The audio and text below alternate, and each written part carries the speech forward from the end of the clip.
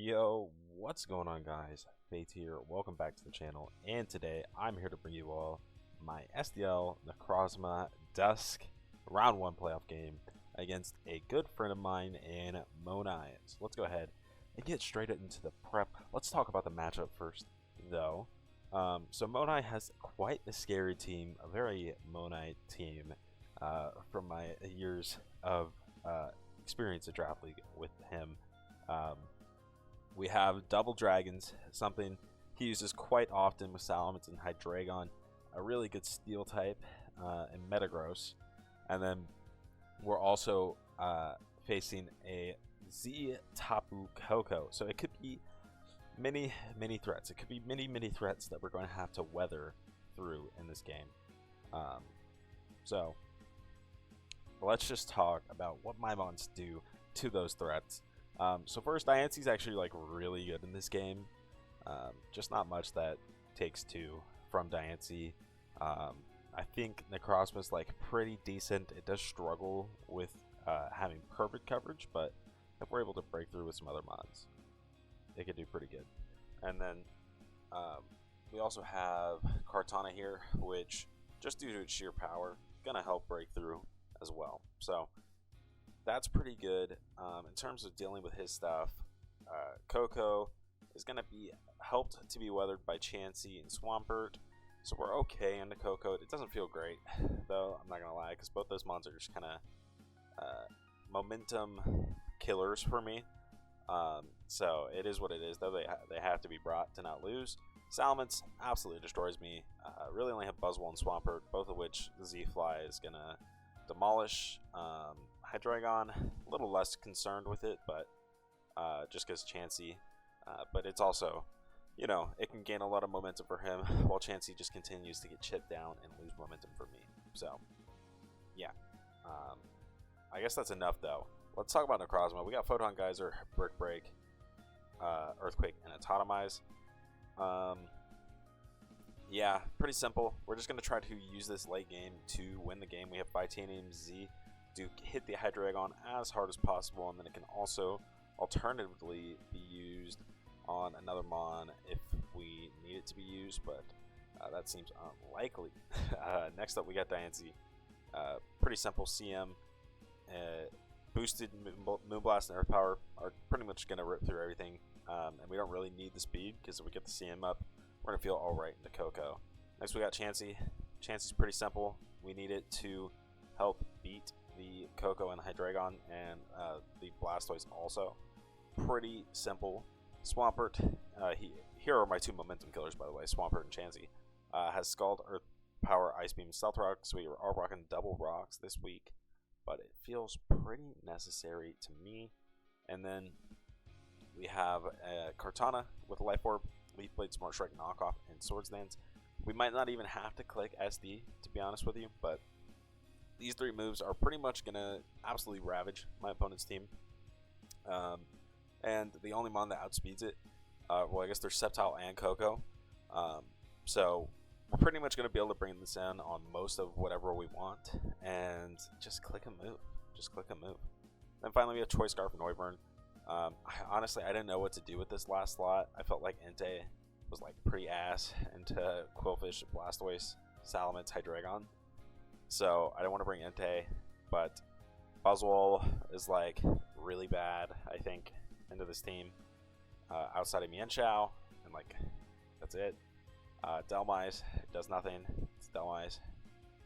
And then we have Mawile and Zweilous. So like, I felt like Noivern was the last one that made sense. Probably could have brought something better than Scarf, but I did not want to lose Salamence, and I felt like Salamence was something that was very threatening. So, yeah, and I also was worried going into this, because you can see I don't have a hazard removal, so I'm worried about Monai just absolutely hazard stacking me, because that is something he's known to do, and I'm worried about it for sure.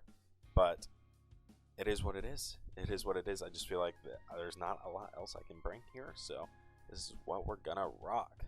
But yeah, I'll catch you guys in the battle.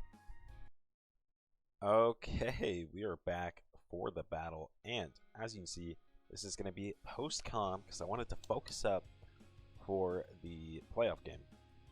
But let's go ahead and get into what he brought, what I brought, why all that happened. So we see no mints, we see no Hydreigon, so neither Dragon comes. So my Noivern is much worse because of that. Noivern is much worse, also more expendable, and Draco's pretty spammable outside of the two on the left, and Hurricane even more so. But the two on the left really cut that. So Noivern's just pretty bad because of what Monai ended up bringing. Otherwise, though, I think Necrozma looks pretty alright. Definitely wish I had just brought the Psychic Z move instead of the Titanium Z. That was pretty bad. And then we have Diancie, which does eat, does feast, and Kartana does eat and does feast. So you're going to see straight away here, I just decided to lead Swampert. I think it's going to be my best lead, as I'm going to want Rocks up to try to put me in a situation where I can win the game with Necrozma getting an Totemize up. So I put up the Stealth Rocks, he trades it with T-Spike, and then he just go Hard Sceptile. I wanted to see if I could get an Earth Power there to try to get some damage on Quillfish, because, you know, I thought maybe he'd get the second T-Spike up. He does value the Quillfish's HP, though, to go Hard Sceptile and force me out.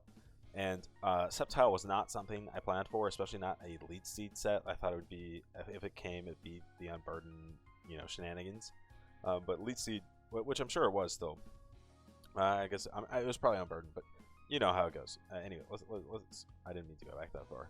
But yeah, so it goes for Leech Seed. And Noivern's really the only thing I feel comfortable going. Fortunately, we do get a U-turn off, and we can bring Kartana in. And here's where I really fucked up, because Kartana does get removal. I believe it does get defog, and I had plenty of opportunities to bring or to click defog, this being one of those opportunities, and that would have really helped me in this game. But we did not. What the fuck happened just there? Dude. What? That was strange.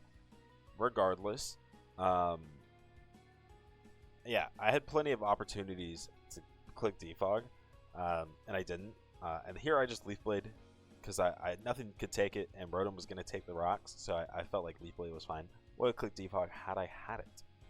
And then we're pretty much forced to go Pert. Don't have a great answer here. I figured Volt Switch would be the thing coming out there. Not feeling great, though, in this situation. I thought Scald was my best play here, though, to try to get a burn on this Sceptile to hopefully make the progress come a little easier for me. And we do get the burn. But Monai's going to predict my Noivern here. I'm a little far.